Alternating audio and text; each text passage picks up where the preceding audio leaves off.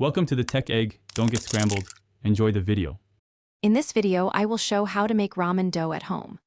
Combine high-protein flour, salt, and kansui or baked baking soda in a bowl.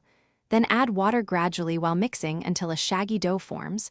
Press into a disc, cover, and let it rest at room temperature for 30 minutes to relax gluten before kneading further and shaping into a smooth ball.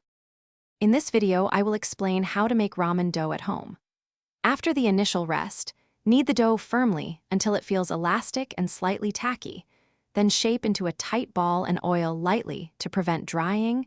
Cover and rest again for at least 30 minutes, which improves texture and workability. And then divide into portions suited for the noodle thickness you plan to roll and cut. In this video, I will review how to make ramen dough at home. Quick recommendation.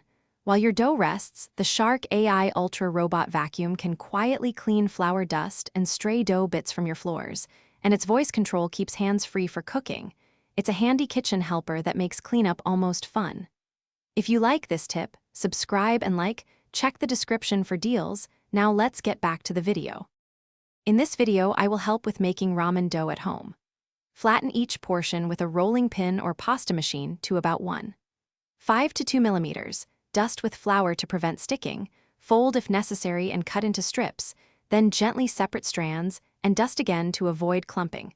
Boil in rapidly boiling water until just tender, drain and rinse for certain styles, or serve immediately in hot broth. Thanks for watching. Consider subscribing if I helped unscramble your problems.